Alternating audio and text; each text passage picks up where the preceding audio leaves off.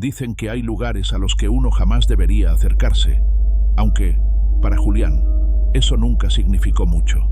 A sus 17 años, lideraba a los rebeldes, un grupo de muchachos que buscaba adrenalina donde otros solo veían peligro. ¿Sabes? De esos chicos que caminan por el filo sin darse cuenta de que, tarde o temprano, uno termina cayendo. Y te lo advierto, lo que te voy a contar esta noche no es una historia que te dejará dormir tranquilo. Si eres como yo, alguien que ama las historias de terror que te hacen pensar 2 veces antes de apagar la luz, suscríbete y activa la campanita. Te prometo que lo que vas a escuchar ahora se va a quedar contigo por mucho tiempo. Era una tarde polvorienta en San Mateo del Norte. El sol, colgado sobre las azoteas oxidadas, teñía el cielo de un rojo sucio que daba la sensación de que algo estaba a punto de romperse. Julián caminaba adelante, con esa chaqueta de cuero vieja que había heredado de su hermano mayor y ese andar como si nada le importara. A su lado iba Gerardo, más flaco que un poste y siempre mordisqueando el borde de sus uñas, como si supiera que estaban a punto de meterse en problemas. Tomás cerraba el grupo. Era el grandulón, el que todos pensaban que nunca temblaba, aunque las cosas no son siempre lo que parecen. Esa tarde, Julián había tenido una idea. Una de esas que hacen que el estómago te dé un vuelco. «Vamos al Parque Viejo», dijo, como si hablara de ir por tacos al puesto de la esquina. Pero el Parque Hidalgo no era un sitio cualquiera. Abandonado desde hacía años, con columpios oxidados y bancas carcomidas por el sol, tenía la fama de que por las noches las sombras se movían solas. Eso decía la gente mayor, pero claro, ellos eran los rebeldes. Se suponía que no les daba miedo nada. Al llegar, Julián sacó una lata de aerosol de su mochila. «Vamos a darle vida a este lugar», bromeó, aunque el brillo en sus ojos era algo más que diversión. Gerardo dudó por un momento, mirando hacia todos lados, mientras Tomás solo se encogió de hombros y comenzó a tirar piedras a los botes de basura. Julián fue el primero en acercarse a una de las bancas y, sin pensarlo mucho, pintó algo obsceno que prefiero no describirte. Mientras ellos reían, la luz del sol comenzó a desvanecerse. Una brisa fría, que no tenía nada que ver con el clima seco de San Mateo, les acarició la piel. Carolina, la única del grupo que a veces decía lo que otros no se atrevían, se quedó callada, mirando el horizonte, porque ahí, en lo alto de la colina, se alzaba el viejo panteón del silencio. Julián siguió pintando como si no hubiera notado el cambio en el aire. Pero yo sé que lo sintió. Todos lo sentimos cuando las cosas comienzan a ponerse mal. Y lo peor de todo es que esto solo estaba empezando. La noche en San Mateo del Norte tiene un silencio que pesa. Es como si el aire se quedara atrapado entre las paredes y nadie se atreviera a respirar muy fuerte. Así se sentía mientras Julián caminaba por la vieja calle de tierra que subía hasta el cementerio. El Panteón del Silencio lo llamaban. Un lugar que, según los viejos del pueblo, nunca cerraba los ojos, ni siquiera de día. Después de lo que hicieron en el parque, cualquiera habría regresado a su casa, se habría metido bajo las cobijas y se olvidado de todo. Pero Julián número. Él tenía algo dentro, algo que lo empujaba a probarse a sí mismo una y otra vez, aunque eso significara ponerse en la mira de cosas que nadie quería ver. «Vamos, no sean gallinas», les dijo a Tomás y a Gerardo, con esa sonrisa suya que era más un desafío que un gesto amable. Carolina dudó. Lo miró como si pudiera leer lo que se escondía detrás de esos ojos negros, pero al final bajó la cabeza y caminó detrás de él. El camino hacia el panteón parecía más largo de lo normal esa noche. La luna se asomaba apenas, como si tampoco quisiera ver lo que iba a pasar. Cada paso que daban sobre la tierra suelta levantaba un polvo que les raspaba la garganta. Y el aire, ese aire helado que no debería existir en el calor de San Mateo, les cortaba el aliento. Cuando llegaron a la entrada del cementerio, se encontraron con la vieja reja de hierro oxidado. Tenía dibujos raros, figuras que parecían serpientes o ramas, pero si uno se quedaba mirándolas mucho tiempo, comenzaban a parecer otra cosa, algo que no puedo explicar. Julián empujó el portón, que se abrió con un chirrido agudo, un sonido que te deja los nervios de punta. «Parece que alguien ya se nos adelantó», murmuró Gerardo, señalando la cerradura rota. Julián no contestó, solo encendió su linterna y dio el primer paso adentro. El olor fue lo primero que los golpeó. No era solo el de flores marchitas y tierra húmeda. Había algo más, un tufo a descomposición vieja, como cuando uno abre un cuarto cerrado durante años. Tomás se cubrió la nariz con la mano, pero eso no ayudaba en nada. «¿Seguro que quieres hacer esto?», preguntó Carolina, deteniéndose justo antes de cruzar. «Nadie te está obligando a venir», respondió Julián sin mirarla. «Pero si entras, no hay vuelta atrás». Ella respiró hondo y cruzó el umbral. Y así fue como todos entraron, uno tras otro, al lugar donde los muertos no descansan. Las linternas apenas podían iluminar el camino entre las lápidas. Los nombres tallados en piedra eran difíciles de leer, gastados por el tiempo. Y aún así, Julián avanzaba como si conociera el lugar. Cada sombra parecía estirarse hacia ellos. Cada crujido bajo sus pies sonaba demasiado fuerte. Y en el fondo, aunque ninguno lo decía, todos sentían lo mismo. Alguien o algo los estaba observando. Y es que hay caminos que, una vez que los recorres, ya no hay regreso. Adentro del Panteón del Silencio, el frío era distinto. No era el aire helado de la noche. Era un frío que calaba hasta los huesos, como si algo invisible les soplara al oído. Gerardo fue el primero en notarlo. Su respiración temblaba más de lo que él admitía, y Tomás no estaba mejor, aunque tratara de caminar erguido. Carolina, a pesar de su decisión, miraba hacia atrás cada pocos pasos, como si temiera que alguien los estuviera siguiendo, o esperando. Pero Julián caminaba sin detenerse. Parecía buscar algo, aunque ni él sabía qué. El haz de luz de su linterna se deslizaba por las lápidas como un dedo que señala culpables. Y cuando llegó frente a una tumba en particular, se detuvo. Era una losa de mármol rajado. El nombre apenas se distinguía, pero decía Santos Reyes, fallecido hacía más de 100 años. Encima de la tumba, alguien había dejado una cruz de madera torcida y unas flores marchitas que se deshacían al tocarse. Julián sonrió con esa mezcla de burla y desafío que ya le conocían. «¿Qué tanto miras?», preguntó Gerardo, apenas atreviéndose a romper el silencio. «Este será el lugar perfecto», respondió Julián, sacando de su mochila una lata de pintura negra. El sonido del aerosol al agitarse rompió la quietud. Julián acercó la boquilla a la lápida y comenzó a dibujar algo que no debería haberse dibujado ahí. Era un rostro grotesco, de ojos huecos y boca abierta en un grito que parecía eterno. Y mientras pintaba, el viento sopló con más fuerza, como si el propio panteón respirara. «Ya basta, Julián», gritó Carolina, acercándose de golpe y sujetándole la mano. «Esto no está bien». «Relájate, Caro», dijo él sin inmutarse. «Son solo piedras. Aquí no queda nadie para ofenderse». Pero lo que Julián no sabía, o no quería aceptar, es que algunos lugares no se rigen por las reglas de los vivos.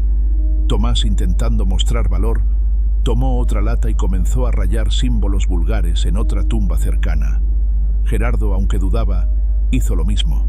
Carolina, con el rostro pálido, dio un paso atrás. Sus manos temblaban y sus ojos buscaban algo, cualquier cosa, que le indicara que podían salir de allí sin más. Y entonces lo sintieron. Primero fue un susurro, apenas un roce en los oídos. Luego, un murmullo que se hizo más claro, como si muchas voces hablaran al mismo tiempo, desde debajo de la tierra. Las luces de las linternas comenzaron a parpadear y un golpe sordo se escuchó a lo lejos. «¿Qué fue eso?», preguntó Gerardo, con un hilo de voz. «El viento», respondió Julián, aunque sus manos sudaban. Pero Carolina negó con la cabeza. «Eso no fue el viento», dijo, y entonces todos se dieron cuenta de que el aire ya no se movía. Todo estaba en silencio, excepto por esas voces. Y lo peor aún no había comenzado. En ese momento, Cuando el aire parecía haberse detenido y el murmullo subterráneo se hacía más fuerte, Julián apretó los puños. No quería que sus amigos notaran que algo dentro de él estaba temblando. Sentía que el suelo bajo sus pies vibraba, como si las raíces de los árboles estuvieran retorciéndose bajo las tumbas. Fue entonces cuando lo vieron. A pocos metros de donde estaban, una silueta emergió de entre la neblina que ahora flotaba a ras del suelo. Era un hombre, o al menos eso parecía. Delgado, encorvado, vestido con un overol desgastado cubierto de tierra. Caminaba lentamente, arrastrando los pies como si cada paso doliera. En sus manos sostenía una pala que raspaba el suelo, con un sonido que hizo que a Gerardo se le erizara la piel. «Es don Ezequiel», susurró Carolina, más para ella misma que para los demás. Julián lo reconoció de inmediato. El viejo enterrador de San Mateo. Había escuchado historias de él, historias que decían que don Ezequiel cuidaba el panteón no por trabajo, sino por un compromiso que iba más allá de los vivos. «¿Qué están haciendo aquí?», preguntó el sepulturero con una voz áspera que parecía arrastrar siglos de polvo. Nadie respondió. Gerardo bajó la cabeza, Tomás retrocedió un paso y Carolina se quedó inmóvil. Julián, en cambio, sintió cómo la rabia desplazaba su miedo. Era esa sensación que te empuja a hacer lo que no debes, solo para no demostrar debilidad. «No es asunto tuyo, viejo», gruñó Julián, avanzando hacia él. «Nadie te llamó». Pero don Ezequiel no se movió, solo los miraba con esos ojos hundidos, llenos de una tristeza que daba miedo. «Han profanado lo que no entienden», dijo el viejo. Despertaron lo que nunca debió abrir los ojos. Carolina tragó saliva. Sus labios temblaban cuando intentó hablar. Lo siento. Yo traté de detenerlos». Don Ezequiel la miró y negó con la cabeza. «Ya es tarde». Fue ahí cuando Julián perdió el control. Dio un paso brusco y sujetó a don Ezequiel por el cuello de la camisa. «Cierra la boca», le dijo entre dientes. «No necesitamos sermones». El viejo no reaccionó. Su mirada seguía igual, fija en Julián, sin miedo, solo resignación. Y eso, por alguna razón, enfureció aún más a Julián. Su mano se cerró en un puño y, sin pensar, golpeó a don Ezequiel en el rostro. El sepulturero cayó hacia atrás. Su cabeza golpeó una piedra y quedó inmóvil. El silencio que siguió fue absoluto. El viento regresó de golpe, fuerte, frío, pero no era el viento de la noche. Era otra cosa, un soplo que parecía venir desde el fondo de las tumbas. «¿Qué hiciste?», susurró Carolina, horrorizada. Julián no respondió. Sus manos temblaban. Lo que acababa de hacer no tenía marcha atrás. Y fue en ese instante que el suelo bajo sus pies comenzó a crujir. Un estruendo resonó como un trueno lejano, y las lápidas más cercanas se estremecieron. Algo, debajo de la tierra, se estaba moviendo. Algo que ya no dormía. Y créeme, lo que viene después es mucho peor. Toca el icono de la lámpara amarilla y quédate con nosotros para que juntos resolvamos grandes misterios perturbadores. Créeme, lo que pasó esa noche en el Panteón del Silencio es apenas el inicio de algo que no puedes imaginar. Julián corrió. No supo cómo ni cuándo salió del cementerio, pero cuando se dio cuenta, estaba en la calle de tierra, respirando como si le faltara el aire. Sus pies golpeaban el suelo sin pensar, como si las piernas se movieran solas. Detrás de él, Gerardo y Tomás hacían lo mismo. Carolina no decía nada, solo corría con los ojos llenos de lágrimas, sin mirar atrás. Nadie hablaba, no hacía falta. Todos habían sentido lo mismo, el suelo vibrando bajo sus pies, las lápidas temblando y el aire cargado de algo que no era de este mundo. Pero Julián sabía que había hecho algo peor. Golpear al viejo Ezequiel era más que una locura.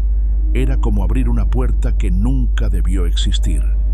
Cuando llegó a su casa, empujó la puerta con fuerza y la cerró de un portazo.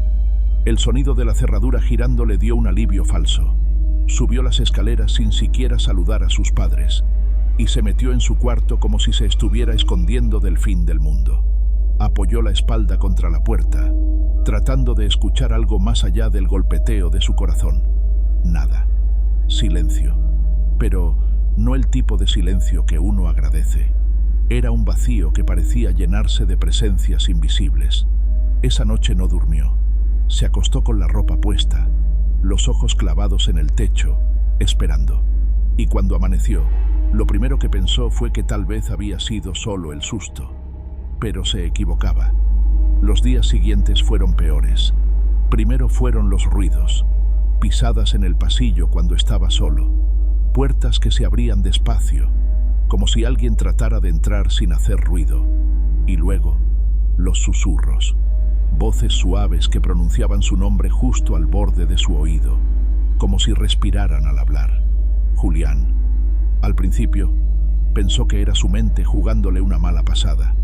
Se repetía a sí mismo que estaba cansado, que era el estrés, pero cuando vio su reflejo en el espejo, algo en sus ojos había cambiado. Había perdido ese brillo desafiante. Ahora solo quedaba cansancio. En la escuela, las cosas tampoco mejoraban.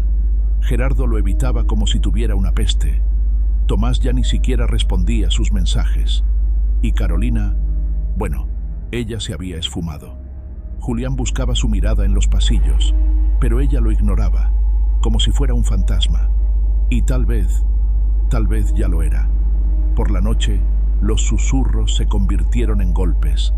3 toques suaves en la puerta de su cuarto, siempre después de la medianoche. Y cuando Julián abría de golpe, no había nada. Pero el aire olía distinto, como tierra mojada y flores podridas. Sabía que no estaba solo. Algo lo seguía, algo que había salido del panteón. Y la peor parte es que no importaba a dónde fuera, no había escapatoria. A esas alturas, Julián ya no sabía si quedaban lugares seguros. En su propia casa, cada sombra parecía alargarse demasiado, como si algo invisible se moviera cuando él no estaba mirando. Pasó una semana sin poder dormir más de 1 hora seguida.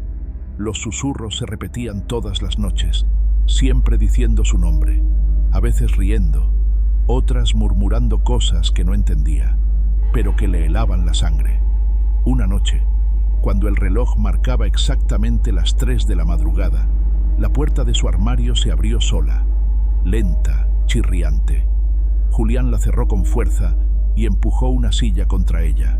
Y fue en ese momento que entendió que no podía seguir así. Al día siguiente, decidió contarle a sus padres. Bajó las escaleras con el rostro pálido y los ojos hundidos, esperando que, al menos ellos, lo entendieran. Mamá, papá, algo pasa. No puedo dormir. Hay cosas que me siguen. Voces. Su madre le sonrió, pero no fue una sonrisa real. Hijo, ya deja de ver películas de terror antes de dormir. Eso te está haciendo daño. No es eso. Te lo juro. Escucho cosas. Las puertas se abren solas. Anoche alguien, o algo, estaba en mi cuarto. Su padre bufó desde el periódico. Julián, necesitas poner los pies en la tierra. Estás grande para esas tonterías. Lo mandaron a su habitación sin más preguntas. Desesperado, hizo lo que nunca había pensado hacer. Fue a la clínica del pueblo. El doctor Castañeda lo recibió después de una larga espera. Julián le contó todo, aunque sabía que sonaría absurdo. Voces, sombras, sueños donde me entierran vivo. Siento que alguien me respira en la nuca aunque esté solo. El doctor solo asentía, anotando algo en un cuaderno. Lo que tienes es ansiedad, Julián, dijo finalmente. Esas cosas que ves y oyes son producto de tu mente cansada. Voy a recetarte algo para que duermas mejor. Le dio unas pastillas y lo despidió con una palmadita en el hombro. Julián tomó los medicamentos como le indicaron. La primera noche pensó que funcionaban, pero al cerrar los ojos, soñó que estaba en el cementerio, rodeado de tumbas abiertas y cuerpos que salían arrastrándose. Cuando despertó, tenía la marca de unos dedos en el tobillo, morados, como si alguien lo hubiera sujetado con fuerza. Lo siguiente fue la iglesia. Julián entró a la parroquia de San Mateo como quien busca un refugio antes de que lo alcance una tormenta. Se arrodilló frente al padre Ignacio y le contó todo: lo de don Ezequiel, las tumbas profanadas, el golpe, la maldición. El cura lo escuchó en silencio. Luego le tomó la mano y le dijo: hijo, la fe puede salvarte. Arrepiéntete y reza. Dios es misericordioso. Julián rezó todos los días, pero cada oración terminaba en susurros burlones que repetían su nombre en la oscuridad de su cuarto. Nadie podía ayudarlo. Y en San Mateo, todos ya lo llamaban el maldito. Cuando uno siente que no queda nada, hace cualquier cosa por un poco de esperanza. Y eso fue exactamente lo que llevó a Julián de vuelta al Panteón del Silencio. No fue una decisión fácil. Pasó días y noches sin dormir, escuchando pasos que no venían de nadie, respiraciones al otro lado de la puerta y golpes en la ventana, aunque no hubiera viento. Era como si algo invisible esperara el momento adecuado para llevarlo, y Julián sabía que el tiempo se estaba acabando. Esa noche, tomó la vieja linterna que siempre llevaba en su mochila, se puso la chaqueta que usaba cuando aún creía que era invencible, y salió de casa sin decir una sola palabra. Ni siquiera se despidió de sus padres. Sabía que no volvería a entrar por esa puerta, al menos no siendo el mismo. La caminata hacia el cementerio fue distinta esta vez. Las calles de San Mateo estaban vacías, como si el pueblo entero supiera que algo oscuro se estaba cocinando. Cada farol parpadeaba como si estuviera a punto de apagarse, y los perros callejeros que siempre ladraban, esa noche guardaron silencio. Cuando cruzó el umbral de hierro del panteón, sintió un escalofrío que no era nuevo, pero que esta vez le perforó los huesos. Era como si los muertos supieran que había regresado. Julián no tuvo que buscar mucho. A pocos metros lo vio. Don Ezequiel estaba allí, arrodillado frente a una tumba abierta, cavando con sus propias manos. La pala estaba tirada a un lado, como si ya no sirviera para lo que estaba haciendo. «Ezequiel», susurró Julián, pero el viejo no levantó la cabeza.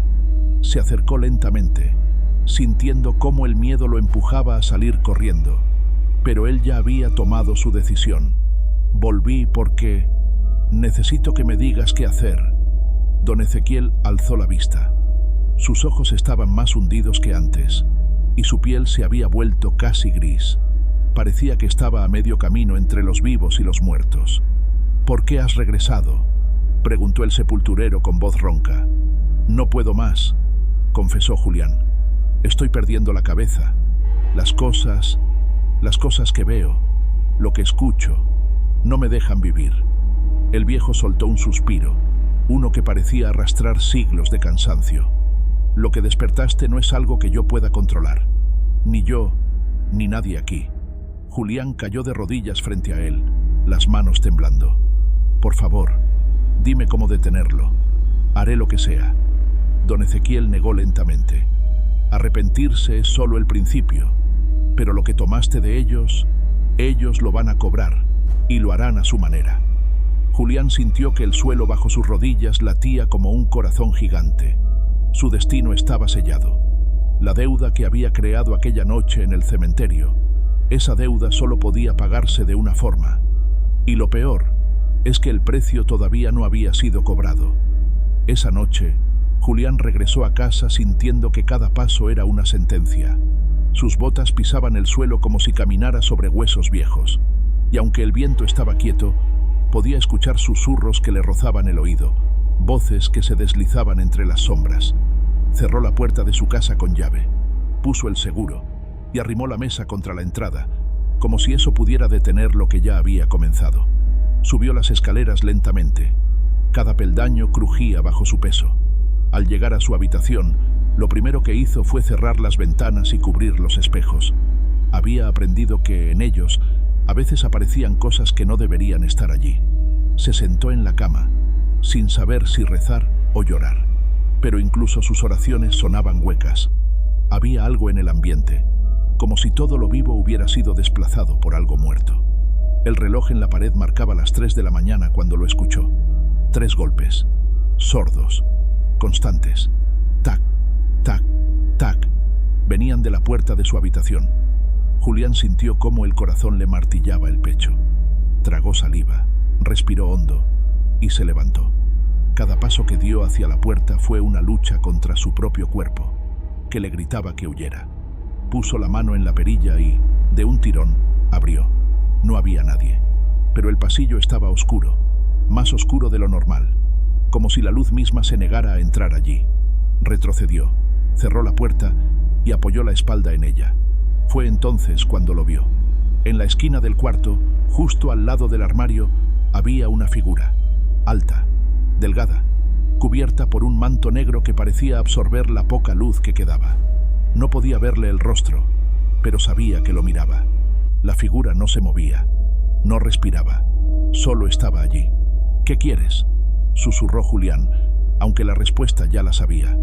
La figura extendió una mano huesuda, los dedos largos y afilados, como garras, y en ese instante, Julián sintió un tirón en el pecho. Era como si le arrancaran algo que no podía ver, pero que le dolía más que cualquier herida física. Intentó gritar, pero su voz quedó atrapada en su garganta. La figura se acercó, flotando más que caminando, y el aire en el cuarto se volvió helado. Sintió cómo su cuerpo se paralizaba. Apenas podía mover los ojos. La criatura susurró algo en un idioma que no entendía, pero cada palabra era un golpe en su mente, un dolor punzante. Y entonces, la oscuridad lo envolvió, como si lo hubieran sumergido en un pozo sin fondo. Cuando abrió los ojos, estaba solo en la habitación, pero sabía que no había terminado. Solo lo estaban dejando sentir la espera. El precio aún no había sido cobrado por completo, y la noche todavía no había terminado. La mañana siguiente amaneció cubierta por una neblina espesa que envolvía San Mateo del Norte como un sudario. No cantaban los gallos, ni ladraban los perros. Era como si el pueblo entero hubiese decidido guardar silencio, pero nadie supo explicar por qué, hasta que los gritos de la madre de Julián rompieron el mutismo. La mujer subió las escaleras después de llamar a su hijo varias veces sin respuesta. Al abrir la puerta del cuarto, el frío le golpeó el rostro como si hubiera abierto un congelador. Julián estaba acostado en la cama, pero había algo en su postura, algo antinatural. Estaba rígido. Sus ojos abiertos, desorbitados, miraban el techo como si aún viera algo ahí arriba. Y su boca estaba entreabierta, congelada en una expresión de puro terror. No había duda, estaba muerto. Llamaron a la policía, llegaron los paramédicos, hicieron todo el procedimiento. Pero cuando los peritos entraron al cuarto, se miraron unos a otros sin entender. No había señales de violencia, ni un solo rasguño, ni marcas en el cuello, nada. Pero el rostro de Julián decía otra cosa. Ese no era el rostro de alguien que murió tranquilo. Era la máscara de alguien que vio algo que ningún ser humano debería haber visto jamás. El rumor se esparció rápido por San Mateo. Algunos decían que había sido un paro cardíaco, otros que se había quitado la vida por culpa de los delirios. Pero había quienes murmuraban en voz baja, sin atreverse a mirar a los demás a los ojos, que Julián había sido llevado por ellos, por lo que habita el panteón del silencio. La autopsia no reveló nada concluyente. Sin veneno, sin traumas, muerte súbita. Un caso sin explicación que el forense cerró como fallecimiento por causa indeterminada. Pero todos en el pueblo sabían que eso no era cierto. El velorio fue sencillo, casi triste. Poca gente se acercó. Los amigos que alguna vez siguieron a Julián como un líder, ahora lo miraban desde lejos. Gerardo y Tomás estaban ahí, pero evitaban cruzar miradas con cualquiera. Ni siquiera se atrevieron a mirar a los padres de Julián. Y Carolina, ella se quedó en un rincón, con los ojos vidriosos, sin decir una palabra. El sacerdote habló de perdón y de la misericordia divina, pero su voz temblaba. Hasta el padre Ignacio sabía que lo que había pasado con Julián no era un simple accidente. Cuando cerraron el ataúd, hubo un murmullo. Algunos decían que escucharon un suspiro salir del interior. Nadie quiso comprobarlo. El cementerio donde lo enterraron no fue el Panteón del Silencio, pero algunos aseguraron que, esa noche, se vieron sombras moviéndose entre las lápidas del viejo camposanto. Y es que cuando una deuda se cobra en el mundo de los muertos, deja una marca en el de los vivos. Pero San Mateo todavía no había escuchado el último susurro de esta historia. Pasaron semanas desde el entierro de Julián, pero el pueblo de San Mateo del Norte nunca volvió a ser el mismo. Los que se cruzaban en la plaza evitaban hablar del tema. Las miradas se desviaban y los susurros se apagaban al escuchar pasos acercándose. Era como si todos temieran que decir su nombre pudiera despertar algo que preferían dejar dormido. Algunos aseguraban que, en las noches, se veían figuras caminando entre las sombras del Panteón del Silencio. Otros decían haber escuchado a Julián llamar a sus amigos desde la colina, con esa voz apagada y hueca que no era del todo humana. Y entonces, un rumor empezó a correr. Dicen que Gerardo desapareció sin dejar rastro. Nadie sabe cuándo fue la última vez que lo vieron, pero su madre asegura que, una noche, escuchó 3 golpes en la puerta. Los mismos 3 golpes que Julián había oído antes de su final. Y Tomás, el más fuerte del grupo, apareció muerto en su habitación días después. La causa fue la misma, indeterminada. El rostro desfigurado por un terror que ningún médico pudo explicar. Carolina dejó el pueblo poco después. Nadie sabe si huyó o si algo la llevó. Pero quienes conocieron a los rebeldes de San Mateo saben que todos estaban marcados y que el precio, aunque tarde, siempre se paga. Don Ezequiel seguía en el cementerio. Lo veían cavar tumbas nuevas cada día, incluso cuando no había muertos que enterrar. Dicen que hablaba solo o que respondía a voces que nadie más podía oír. Una tarde, mientras cavaba, el viento sopló fuerte, tan fuerte que el polvo se levantó como una nube espesa. Ezequiel se detuvo, alzó la cabeza y escuchó lo que otros no podían. Un susurro. La deuda fue pagada, pero el ciclo continúa. El viejo cerró los ojos y suspiró. Sabía que eso significaba que el cementerio no había quedado satisfecho. Siempre habría otro. Alguien más joven, más imprudente. Alguien que quisiera demostrar que no tiene miedo. Siempre hay uno. Y siempre hay un precio. Las rejas oxidadas del Panteón del Silencio seguían abiertas. Nadie se atrevía a cerrarlas. Algunos dejaban veladoras encendidas en la entrada. Otros rezaban sin entrar. Pero todos sabían que el lugar estaba despierto, que esperaba. El viento que baja de la colina trae consigo un olor a flores marchitas y tierra mojada. Y a veces, si uno se queda en silencio absoluto, puede escuchar pasos, lentos, arrastrados, tal vez de Julián, tal vez de alguien más. El Panteón del Silencio no es un lugar olvidado, es un lugar que recuerda, y a veces viene a buscar lo que es suyo. Y si alguna vez visitas San Mateo del Norte y decides caminar hasta esa colina cuando el sol se pone, solo te pido una cosa: no entres, porque hay puertas que, una vez abiertas, ya no pueden cerrarse.